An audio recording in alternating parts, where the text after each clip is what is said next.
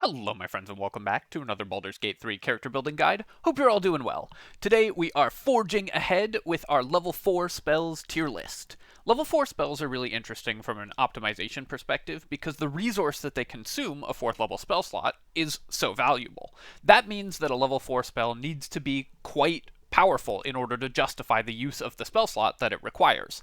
4th level spell slots, you don't get that many of them per day, and they come relatively late in your character's leveling path, meaning that they are commensurately higher value and need to use commensurately stronger spells in order to make them worth using.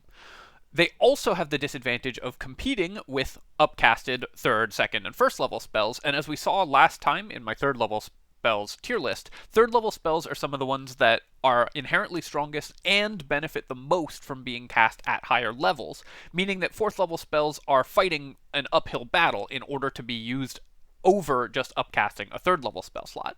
So I think it's really important that we determine which of the 4th level spells are actually worth spending a 4th level spell slot on, as opposed to upcasting a 3rd level spell, and which simply don't justify their cost. So a tier list, I think, is incredibly strong at this point because it's going to help you make a decision with one of the more important resources that your character is going to use. Since you get multiple 4th level spell slots, but they are very valuable, the decision is both impactful enough and frequent enough that it's going to significantly change how effective your character is. So I think this is actually one of the more important tier lists that we've done so far in terms of spell selection. Before I begin, I will mention that I'm recording this after having posted my 3rd level spells tier list, both parts 1 and 2, and as a result of the feedback that I got on that, I am going to make no changes. The feedback was extremely helpful and extremely valuable, but there were basically 3 spells. Let me hop over to the 3rd level spells tier list real quick just to talk about them. 3 spells that people wanted to see moved. The first was Glyph of Warding, which I'd already moved in part 2.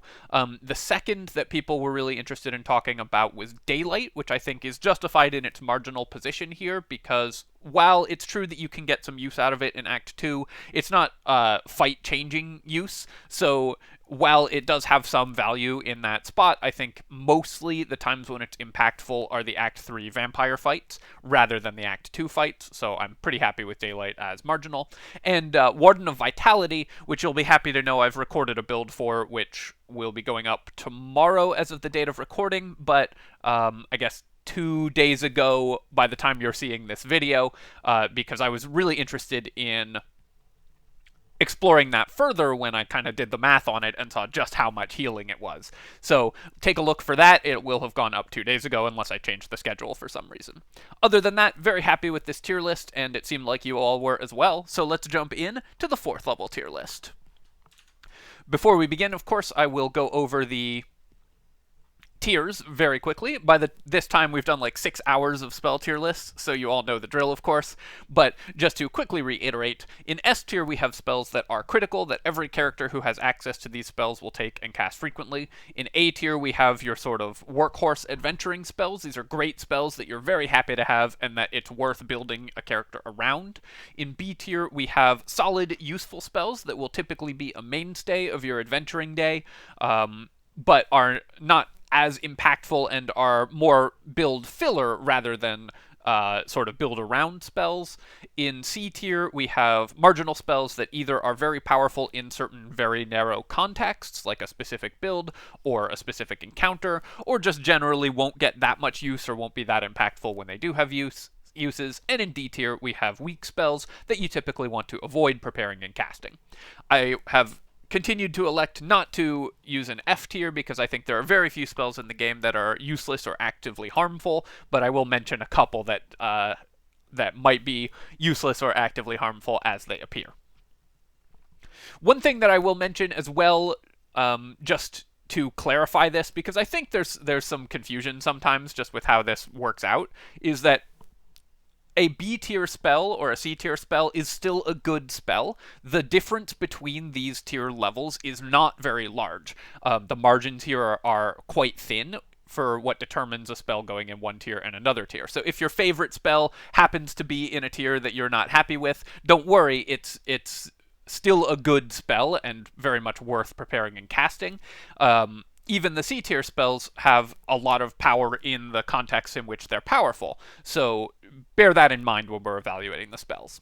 And of course, I will mention that my bias here when evaluating spells is that I like to long rest infrequently. If you are long resting after every single fight, then some of the more like one-shot spells may go up a little bit in value, but I'm trying to maximize efficiency of resource use when evaluating spells typically, so that's the angle that I'm coming from. Alright, let's jump in and talk about the first spell, Banishment. Banishment is a spell that has changed amongst the most from tabletop to Baldur's Gate 3. So in Baldur's Gate, Banishment is a concentration-based single-target spell that lasts for 2 turns, and simply removes an enemy from combat. So far, that's basically the same as tabletop, except that in tabletop, it lasts for up to a minute, or 10 turns, and if you concentrate on the spell for that full minute, the enemy does not come back. In Baldur's Gate, they always come back. So the question is, even with that significant nerf, because it no longer just instantly kills one enemy or removes them from combat permanently, is this spell still good? The answer is yes, this is still a pretty strong spell. 2 turns of full disable for a single save is a very good ratio. It's hard to get that. Most other spells will require enemies to continuously make saves in order to get multiple turns of disable. And something that's overlooked with this spell frequently is that it targets charisma. And a spell that targets a charisma save is incredibly powerful. Enemies will typically have very weak charismas in general. Obviously, there are some enemies that have high charisma. But in general, this is going to be one of the weakest saving throws available to enemies, and especially powerful melee enemies will often have very, very weak charisma saves, basically allowing you to guarantee that this spell lands. Now, it only takes one enemy out of combat for 2 turns, and you can't hit them when they're banished, because they're not there. So you only want to use this if you either need 2 turns to like regroup, or reposition, and heal or something, or want to clear up the rest of the enemies in the encounter, and then focus on the main boss enemy 2 turns later after they come back. However, that's a very powerful effect, and of course you can set up ground effects in the area where you disabled this enemy, and have them come back on an ice surface, in a wall of fire, something like that, putting them in severe jeopardy when they return. So it's not like even if you banish an enemy, that's the last enemy in combat, it's not like you just have to sit around with just twiddling your thumbs. In order you can actually do productive things in the meantime, buff, heal, set up ground effects, and so on. The lack of readied actions in Baldur's Gate compared to tabletop does weaken that aspect of this spell significantly as well, because in tabletop you could ready actions to attack them when they returned. But even with all of those nerfs compared to the tabletop version of the spell, this is still a powerful and functional spell that will be quite solid in a lot of combats, and that I recommend taking frequently. I would say this is an A tier spell, primarily because it targets charisma, and that is such a valuable feature in a hard disable, something that basically no other spell is able to do, and gives you an extremely reliable disable for a single enemy in combat. Next up, Blight. Blight is a single target save that targets Constitution, which is much, much worse than targeting Charisma. Generally, the worst save to target is Constitution, followed by Dexterity. The best saves to target are Charisma and Intelligence, and then Wisdom and Strength are somewhere in the middle, because enemies will either have very good Wisdom or very bad Wisdom, and very good Strength or very bad Strength. So it limits who you can use those spells against, but it's still a reasonable save to target. Constitution, almost every enemy is going to have a decent Constitution save, so targeting Constitution is always a downside.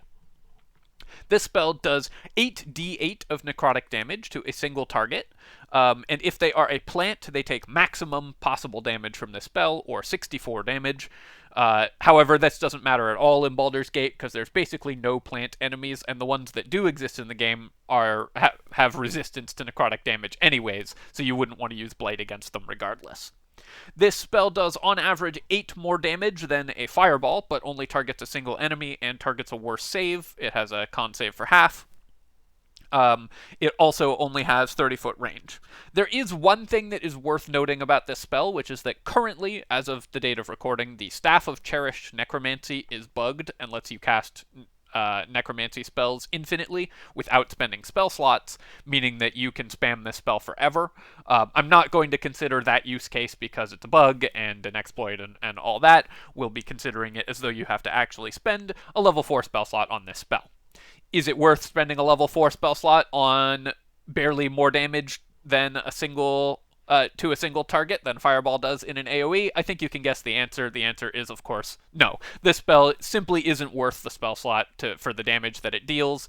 It is low damage, relatively low damage, very likely to be resisted, low range, and a high value spell slot. Extremely weak spell, and I do not recommend casting it. D tier spell. Confusion. Confusion is, well, it's a spell with a lot of confusion around it because it is another spell that we are not entirely sure how they implemented it in Baldur's Gate because some of the stuff is hidden. And for a long time, it was extremely bugged. So let me tell you how it's supposed to work according to Tabletop, and then I will also talk about how I think it works in Baldur's Gate, but the combat log doesn't show the die roll that you're supposed to be making, so we can't tell if it's working exactly the same as it does in Tabletop. How it's supposed to work is it's a 20-foot radius concentration spell with a wisdom save to resist it, and a wisdom save at the end of every turn, or in Baldur's Gate at the start of every turn, because start of effects tick down at the start of turns rather than at the end of turns in Baldur's Gate. It lasts for 3 turns and inflicts the Confusion debuff. The tooltip of the spell says that causes them to attack at random, wander around aimlessly, and occasionally skip turns in a stupor. How this is supposed to work in Tabletop D&D is that for every confused enemy, they roll a d10, a 10-sided die. If they get a 1, they move in a random direction and don't take an action. If they get a 2 through 6, so 50% chance, they just don't move or take an action at all. If they get a 7 or 8, they hit an adjacent enemy, or an adjacent creature, just a randomly determined adjacent creature, and then don't move, but just make 1 melee attack that round. And on a 9 or 10, so 20% chance, they act normally. I'm not certain that this is how they've implemented it in Baldur's Gate, because that should be a 20% chance to act normally. Near release, this spell was bugged, and enemies would act normally 100% of the time. That has been fixed, but I still see enemies acting normally anecdotally, and I would need to do like a data survey or something to be sure of this, so this is just my anecdotal observation. I want to be clear on that. Anecdotally, it seems like they act normally more than 20% of the time in Baldur's Gate when you inflict confusion on them. Whether this is because I'm just unlucky or because they've changed the ratios on the die rolls, I'm not sure, and I think this is possible because this is kind of the same bug that Crown of Madness has. The enemies are determining their movement and targets if they roll the 7 to 8 result, where they get to attack an enemy. They're still able to move and then attack, and they're determining their targets and then moving to be adjacent and then attacking, and they always attack an enemy because they determine their targets. I'm not certain exactly what's going on with this spell, but in my experience, this spell will about half the time, as it should, cause the enemy to skip their turn, and about half the time cause an enemy to act normally, maybe more like 30% of the time, 40% of the time cause an enemy to act normally, but it does seem like they act normally more often than they should be according to the stats that we have from Tabletop. This is a complicated way to say that this spell is slightly unreliable, and if you know me, you know I don't like slightly unreliable spells because that's, you really want reliability when you're trying to optimize. Randomness, as I say very often, is the enemy of optimization, and so we want spells that are extremely reliable, ideally. Now, Confusion is a very powerful effect, and it hits lots of enemies because it's a large AoE, and you can cast it freely into combat because it doesn't affect allies at all, so you can freely cast it into combat. That means there's a lot of stuff in its favor. But the combination of the fact that it is slightly unreliable and the fact that enemies get a save against it every turn, so you're unlikely to get a full 3 turns of disable about it, do hold this spell back. I still think it's good, because it causes enemies to attack each other, it causes enemies to skip turns, its peak power is extremely strong, but the kind of randomness of this spell in general, like the base design of the randomness of this spell, and at least my suspicion is that it is slightly more random as implemented in Baldur's Gate than it is supposed to be. Do hold this spell back. I think this is overall a B tier spell as a result. It's good and something that you are going to want to use in a bunch of combats, but and often an excellent thing to be concentrating on. It's a powerful effect because you can still attack. The disable is very powerful. It's one of the strongest disables in the game because it mostly stops enemies from doing stuff and you can still hit them. But just the fact that it is not 100% reliable makes me hesitant to recommend this spell for every combat, because if an enemy just acts normally, then you've spent a spell on nothing, or if they make their save, then you've spent a spell on nothing, so that can definitely hold the spell back. Now, one thing that does differentiate it from some other spells is that even though they make the save at the start of their turn, they still gain the confusion effect for that turn, so it will, if you land the initial save, they will always be confused for at least one turn on failing the first save, even if they then subsequently make the save to remove confusion. Like I said, this spell is confusing, which is very appropriate, but overall, this is a B-tier disable that you can throw into a big group of enemies, cause them to randomly attack each other or wander around. It's a good thing for a druid to concentrate on before entering wild shape, a good thing for a bard to concentrate on in most fights, especially if the enemies are immune to Hypnotic Pattern or Fear. Just a solid spell that I think is worth taking, but do be prepared for some randomness. Conjure Minor Elemental. Conjure Minor Elemental is another day-long summon spell. This is a level 4 spell slot with 3 possible modes. You can get 2 Mud Mephits, who are melee attackers that do moderate damage but have very poor defensive stats. 2 Ice Mephits, who are ranged attackers who do moderate damage but have very poor defensive stats. Or an Azur, who has quite good defensive stats, but you only get 1, and it does pretty crappy damage, honestly. Overall, of these 3 options, I think the Ice Mephits are far and away the best, because each of them can cast Chromatic Orb Cold, which is the best version of Chromatic Orb, at will, so they can stay 60 feet back from the fighting, meaning their defensive stats don't matter as much, and they produce ice surfaces regularly. We've talked extensively during these tier lists about why ice surfaces are so powerful, so the ability to just have a bunch of free ice surfaces every turn are really good. And of course, the fact that they're ranged attackers means that they can be much more safe, meaning they're much more likely to last you the entire day. Considering the use of Ice Mephits, I think that this spell is another one that is reasonable to cast for most adventuring days, and will give you a bunch of solid additional crowd control and kind of moderate damage, because their attack rolls with the chromatic orbs are not incredible, so you won't hit that often, but making 2 extra attacks every turn is definitely very powerful, and the crowd control availability of the ice surfaces is extremely strong. One thing that I'm not actually sure of, and I should test this, or if someone wants to test this, and let me know in the comments, is what the save DC on the Ice Mephit's ice surfaces is. Does it use the caster's save DC, or does it use theirs? If it uses the caster's save DC, it's much better. So, something to test if you feel like jumping into the game and testing that out. Overall, I would say that this is a nice use of a level 4 spell slot. It's not going to be a huge boost to your adventuring day, but the fact that you can precast it and it will give you a solid additional advantage for the entire day is definitely not worth is definitely worth paying attention to. You can do without this, and of course these do have the struggles of all summons, of needing some support, needing micro, so they take a lot of time to move around, although the ranged attacker summons are a little easier to use in combat than melee summons are. And of if they die randomly or an enemy chooses to attack them, then you've spent a spell slot on nothing, because your spell slot is gone and you no longer have the benefit of it. Overall, I would say this is a B-tier spell that I think you're going to cast some days and not cast other days, depending on whether you have more important uses for your level 4 spell slots, and whether you're kind of a summon-focused build or summon-focused party. Next up, we have another summon spell, Conjure Woodland Being. This is a druid-only spell at level 7 druid, and it conjures a dryad, who in turn conjures a woodwode.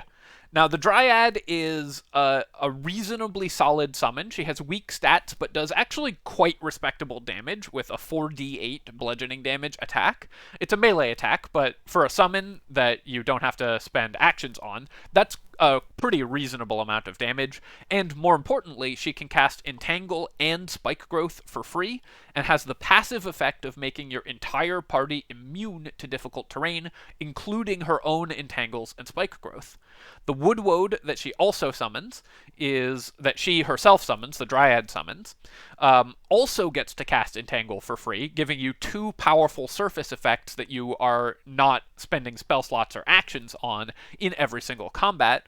And the Woodwode has actually quite good stats, with 18 AC, 40 plus hit points, and 10 points of regeneration every round. The Woodwode can actually tank pretty well and doesn't need healing support from the rest of your party in order to stay alive, meaning that this adds quite a bit of resilience to your party's adventuring day.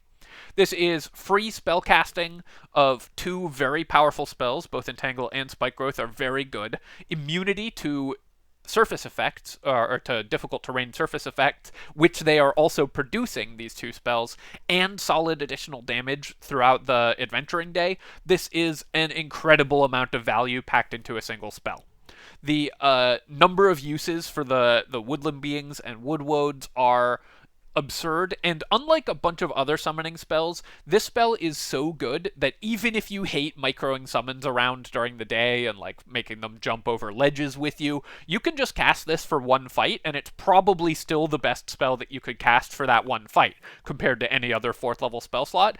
Even if you only use this spell for single fights and then dismiss the summons afterwards because you hate hauling them around the world with you, which is very understandable given the way Baldur's Gate handles that, this spell is so good that it's worth doing that. Absolutely an S tier spell for druids. I do not think you should leave home without this spell for a druid. Surface effects, Spike Growth, and so on are very powerful. Getting them for free is very powerful, and having an additional tank available to your party is an excellent effect. This spell will remain incredible throughout the entire game. Highly recommended. Deathward. Deathward is a melee range action that lasts all day until long rest. Does not require concentration. And if the target would die, they instead survive at 1 HP. If they'd go to 0, they survive at 1 HP. This lets you protect your party's actions, so that part is pretty nice, because normally if you get knocked to 0 HP and then get brought back with a healing spell or effect, you lose your action for that turn, which is a rules change from Tabletop to Baldur's Gate that I like a lot, personally. I might do a video about that and some of the other rules changes, whether I like them or not, at some point. But that one I like a lot. And so this lets you protect that character's action, but it's still effectively 1 point of healing for a level 4 spell slot. So the numbers on this spell are not very good. Yes, it's the most important point of healing.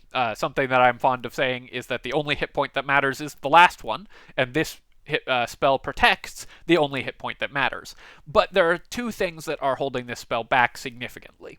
One is just that it is so expensive. A level 4 spell slot is really, really expensive. And 2, sometimes enemies do multiple instances of damage in a single attack, and in Baldur's Gate, very often that's more than very often they will do multiple instances of damage in a single attack. The Death Ward will trigger, and then you'll die anyways to the additional damage that they've done from another attack. So the chances that this actually keeps you alive against an enemy and saves an action, your initiative has to then come up next, and they have to not be doing multi-attacks or multiple damage instances in a way that kills your character. This spell will just almost never actually be useful. Like all the other non-concentration long rest spells, this spell is worth casting from a camp follower, because then it's free, but when considered as a spell that you actually spend party resources on, you shouldn't cast this spell because the numbers are bad and it will basically never work. Dimension Door. Dimension Door is a teleportation spell that targets you and one other creature to anywhere you can see. Anywhere you can see is pretty cool. This does take an action, but the extreme range on this spell does mean that it has some uses that Misty Step doesn't. Obviously, the comparison we have to make is how often is Dimension Door going to be more useful than just having Misty Step? And the answer is not very often, right? Because 60-foot range is enough that Misty Step will be good enough for most uses, and you typically won't need to bring an ally with you, and of course being a bonus action rather than an action is incredibly impactful when you're talking about a teleportation spell. However, there are 2 encounters in the game where moving a long distance in a short period of time that I can think of, where moving a long distance in a short period of time is really important, and one of those encounters, Dimension Door, is basically going to solve the encounter for you. It will pretty much solo one of, in my opinion, the hardest encounters in the game, which I won't spoil because it's a very important story encounter, but happens in Act 3. Against one of the major bosses in the game. If you've played it, you know which one I'm talking about. Being able to move across the entire arena in that encounter and in a couple other encounters does mean this spell has some uses. And so while I wouldn't recommend preparing it regularly, if you're going into a very large arena and know that you want to be on the other side of that arena, Dimension Door is the best way to do it. So I'm going to put this spell in C tier.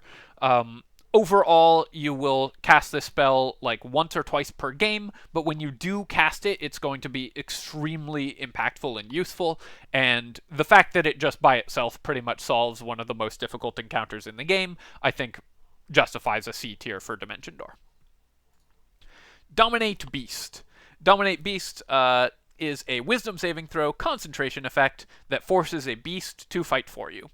It turns them from an enemy into an ally, and they will then fight alongside the caster rather than against them, doing a bunch of, which is an extremely powerful crowd control effect, obviously, and also increases the damage output of your character significantly because now you have a beast fighting for you.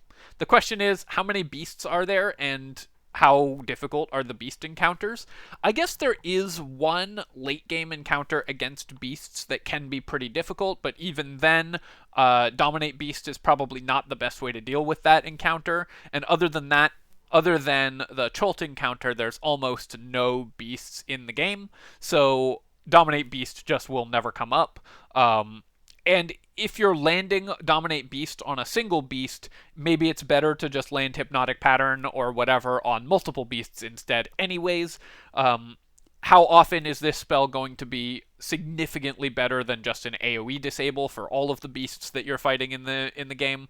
I would not recommend Dominate Beast in general, D tier spell, just because this campaign that we're playing in Baldur's Gate simply does not feature enough beasts to make it worthwhile. Evard's Black Tentacles. I'm going to say Evard rather than Evard, although I think either way could be right. I'm not 100% sure which way you're supposed to pronounce it. Go ahead and let me know your opinion in the comments below so I can ignore it.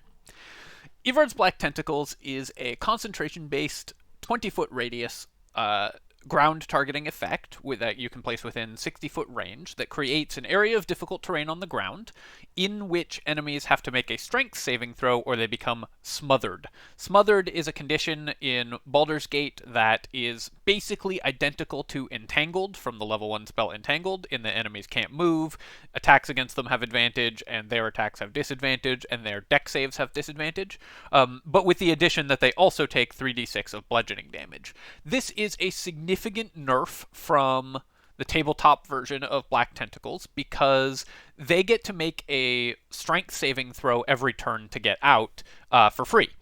In tabletop, they have to spend their action trying to free themselves from the Black Tentacles, and they don't get to make a save at all unless they spend an action to make a strength or dex save to get out. So in tabletop, this costs characters their actual turns if they fail the save. In Baldur's Gate, this only costs them their movement if they fail the save, and they get to make the save every turn for free. This significant nerf obviously hurts the spell quite a lot, and so the question is it still good? The answer is, unfortunately, basically no. You're essentially casting a level 4 spell slot for a minor addition of damage to a level 1 spell. 3d6 of damage is not worth requiring your Entangle to cost a 4th level spell slot.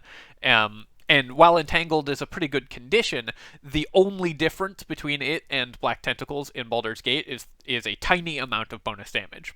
Black Tentacles also has some weird timing rules with how it takes effect in-game. So when you cast the spell, they make the initial saving throw, and if they fail it, they become restrained when you cast the spell immediately. But they don't take the damage immediately. At the beginning of their next turn, they then get to make a strength save again, and if they succeed, they escape, breaking off the restrained effect, but if they fail, then they are continued to be restrained and take the damage. So the initial saving throw matters only for advantage on attacks for the rest of that round, and it's the second saving throw that actually determines whether they lose their movement or not, or take the damage or not. One thing this does mean is that you can cast it on yourself as a wizard, and you won't take the damage and thus potentially lose concentration on the spell until the beginning of your next turn. So if you're in a really weird situation where you need an AoE that you can cast on the ground at yourself and not potentially lose concentration on it, you can do that with Black Tentacles. I don't recommend that, but I guess it's an option. Overall, the spell, just because of the enormous nerf that it's received in Baldur's Gate compared to the tabletop version, just isn't very good. The timing rules on it do also hurt it a little bit, although not as much as some other spells, but it means that you aren't double dipping on the damage the way you are with a bunch of other ground targeting damage effects. So you're not getting the same level of additional damage, and the damage is already very small. Basically, you're adding 3d6 of bludgeoning damage to a level 1 spell, which obviously is not a trade that is worth upgrading the spell 3 levels. And there's no other change from Entangle, so this is a D tier spell. I really wish they had implemented this as it is implemented in Tabletop, incidentally, because it's a super cool and fun and thematic spell, really powerful in Tabletop, but in Baldur's Gate they just decided not to make it do the thing that it's supposed to do, so as with many of the spells that have received massive nerfs, this one also suffers and is no longer worth casting. Fire Shield. Fire Shield is an interesting spell because, amongst other things about this spell, the tooltip for the spell lies. It's just completely wrong. So the tooltip says that this does 4 to 32 damage, or 4d8 of damage, but it's counting both the fire and cold versions in that calculation, and you have to choose between the fire and cold versions when you cast the spell. How the spell works is you cast it, and for the next 10 turns, you gain resistance on either fire or cold, and when an enemy hits you, you do the opposite damage type back to them. So if you choose the cold version of Fire Shield, it's going to do 2d8 of cold damage, and you'll have resistance to fire damage. If you choose the warm version of Fire Shield, it's going to give you resistance to cold damage, and you'll do 2d8 of fire damage back. This is significantly less damage than the tooltip claims it does, so it's worth noting that the tooltip for this spell is wrong. Fire Shield is interesting for 2 reasons. One, it is not concentration, and it is 10 turn duration of passive damage that you don't have to take an action to get. You just have to get hit. Now, normally, it's not a good idea to plan to get hit, but there are some builds that want to be attacked because they are retaliation builds. Typically, you'll see Fire Shield combined with Armor of Agathys and Abjuration Wizard in order to create a retaliation tank build. If you're interested in that full build, check out my build called the Ultimate Tank Wizard, which you can get more information about how the Fire Shield and Armor of Agathys combo works alongside Abjuration Wizard. And in that context, it's a reasonable use of a spell because it's going to, not because the individual amount of damage is particularly high, but because you get cold damage on top of the Armor of Agathys cold damage, which you can then double with the wet condition, and that will often cross a threshold of damage where it only takes 1 attack from an enemy to kill them, rather than 2 attacks from an enemy to and the retaliation damage to kill them. If you have like a level 5 Armor of Agathys up for 25 retaliation damage, doubled to 50, then a lot of enemies have about 60 health, so the additional 2d8 doubled cold damage from Fire Shield can cross the threshold of the about 60 health that a lot of enemies have, causing them to die if they attack you a single time rather than getting multiple attacks. In that context, it can be an okay spell. The other thing that Fire Shield does that is kind of interesting is that it is a non-concentration way to gain resistance on a damage type. And normally the best way to gain resistance on a damage type is either passively from like ranger class levels or from gear, but the other way that you will typically see the ability to resist an elemental damage gained is through the protection from energy spell, which lasts all day but requires your concentration. Fire Shield is a way to get damage resistance that doesn't take your concentration, so if you need damage resistance to a specific elemental type for a specific encounter, you can use Fire Shield to gain cold or fire resistance without wasting your concentration, leaving you open to concentrate on a powerful crowd control spell or on haste or, you know, any of the other tons of